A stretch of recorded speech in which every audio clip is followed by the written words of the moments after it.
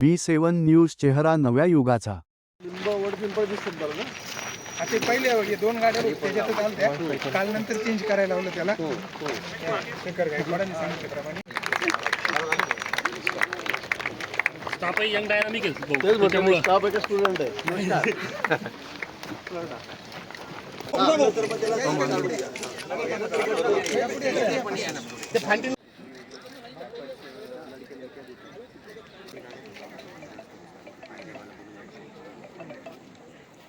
आपण बघितलं केवढी मोठी झाडं या ठिकाणी आहेत आणि वड निंबड पिंपळाची झाडं आलेली आहेत ती आधी झालेली होती या ठिकाणी आणि इथे खड्डे केलेले होते। आज मी नाशिकमध्ये आलो म्हणून विद्यार्थ्यांनी सगळं हे 10 भाग दत्तक घेतलेला आहे आणि म्हणून ते कसे झाडं लावतायत काय करतायत हे बघण्यासाठी आम्ही या ठिकाणी आम्ही कुठे झाडं या ठिकाणी लावलेली नाही। पण आता विद्यार्थी असतील महाविद्यालयाचे, विविध संघटना असतील, NGO असतील, अनेक संस्था या ठिकाणी आहेत नाशिक शहरामध्ये, त्याचा उल्लेख मी परवा या ठिकाणी केला। तर सगळ्यांनी जबाबदारी घेतलेली की आम्हाला आमच्या परिसरात किंवा तुम्ही जे सांगाल त्या ठिकाणी आम्ही सगळी झाडं दत्तक घेतो।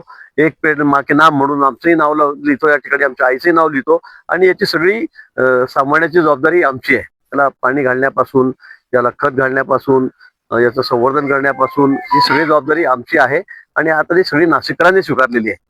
हे कुठे शासनाचा कार्यक्रम नाही राहिलेला, हा कुठल्या पक्षाचा कार्यक्रम नाही राहिलेला, हा मंत्री म्हणून आमचा कार्यक्रम नाही राहिलेला। तर आता सर्व नाशिककरांनी झाडं लावण्याची जबाबदारी घेतलेली आहे।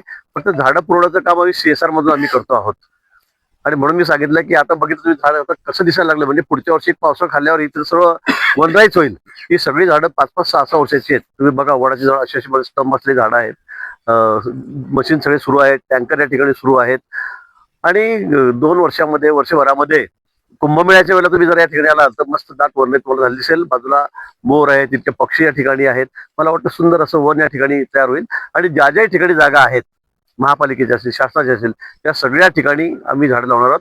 मी 15,000 सांगितली आहे, मी आता ठरलंय 15,000 लागो का 25,000 लागो का 40,000 लागो, ही सगळी झाडं CSR मधून आम्ही या ठिकाणी देणार आहोत। मोठ्या उद्योजकांना, व्यापाऱ्यांना आम्ही त्या ठिकाणी विनंती करणार आहोत आणि त्यांच्याकडून डायरेक्ट चेक तिथल्या नर्सरीचा घेणार आहोत, हैदराबादच्या, आंध्र प्रदेशमधल्या, आणि ती झाडे इथं मी लावतो। आता दररोज एका दिवसात 2-2 ट्रक झाडे या ठिकाणी येत आहेत। आपणच बघतात किती मोठी झाडं या ठिकाणी आहेत, कशी झाडं आहेत ते, आणि अतिशय सुंदर अशी झाडं, मोठी झाडं या ठिकाणी आम्ही लावतो।